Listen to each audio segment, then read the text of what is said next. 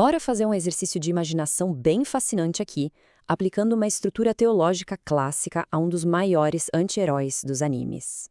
A gente vai pegar o Riei, de Yu Yu Hakusho, e colocar ele no meio do purgatório de Dante para tentar entender a psicologia da redenção dele.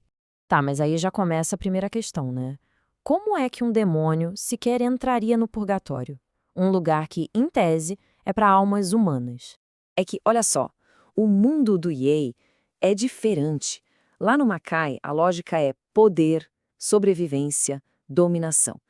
Já no purgatório, a conversa é outra: arrependimento, tempo, esperança. O mal dos demônios de Dante é fixo, imutável. Já o Riei não. A jornada dele toda é sobre essa mudança, essa virada lenta em direção ao amor sacrificial. E o que move ele, né? A gente sabe, a busca pela Yukina, a irmã dele.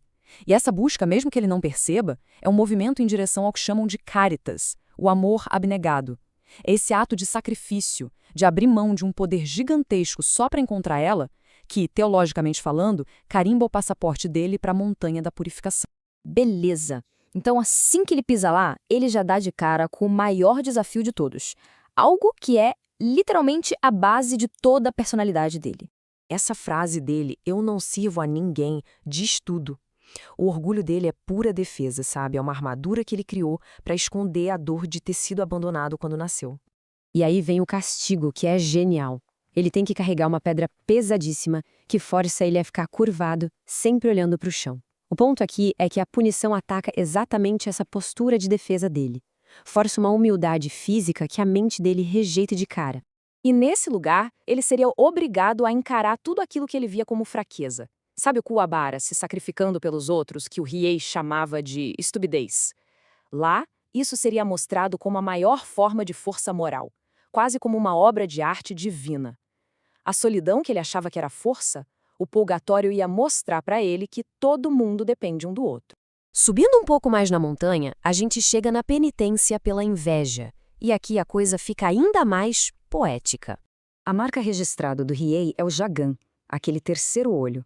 E ele surgiu justamente de um desejo de ver o que foi tirado dele, o que ele não podia ter. Então não tem símbolo mais perfeito para a inveja dele do que o próprio Jagan. E aqui a gente vê um conceito incrível em ação, o tal do contrapasso. A ideia é que o castigo é um reflexo direto do pecado. E qual o castigo dele pela inveja por querer ver tudo? Ter os olhos costurados com um fio de ferro. Simplesmente genial. Imagina só, o guerreiro que depende totalmente da visão, de repente cego. Ele é forçado a depender dos outros, aprende a confiar, a construir um senso de comunidade ali, no escuro. Aquele observador todo-poderoso que julgava tudo de longe, agora está indefeso. Ele tem que ouvir, sentir, em vez de só olhar e julgar. Agora a ira. Pro Riei, que é um demônio de fogo, a ira não é só um sentimento. É a fonte do poder dele, é o combustível. O castigo para a ira, ser engolido por uma fumaça densa, horrível, que cega todo mundo que está lá dentro. Essa fumaça é o símbolo perfeito de como a raiva cega a gente, né? Impede o julgamento. E o mais importante, dentro da fumaça não tem alvo, não tem em quem descontar a violência. Mas o mais interessante é o que acontece dentro dessa fumaça. Ele não fica só parado lá. Ele é bombardeado com visões do passado dele, mas com um novo significado. Ele revive momentos em que agiu com uma misericórdia que nem ele sabia que tinha. Aquela vez que ele poupou o Bui, por exemplo, ele não vê mais como arrogância, mas como uma força muito maior. Ele começa a entender que a ligação dele com a Mukuro era sobre cura mútua, não só sobre violência. O desafio aqui é outro. Não é sobre soltar o dragão interior para destruir tudo, mas sim dissolver esse dragão. E o teste final, claro, é perdoar. Perdoar aqueles que o jogaram do céu quando ele era só um bebê. É abrir mão da raiva que foi a definição da vida dele. Depois de passar por outros pecados que não são tão centrais para ele, o Riei finalmente chega no topo da montanha, no paraíso terrestre. E o que acontece lá? Olha, o que se perde é aquela amargura de ser a criança amaldiçoada, aquele orgulho todo que só servia para isolar ele, a violência como primeira resposta para tudo. Mas o que fica é a essência dele. A natureza observadora, a personalidade reservada, ele não vira outra pessoa. Ele se torna a versão mais pura de si mesmo.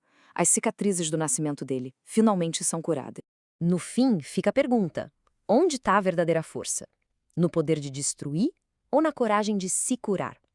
Essa jornada toda do EA sugere que o poder de verdade não se mede em um nível de energia, sabe?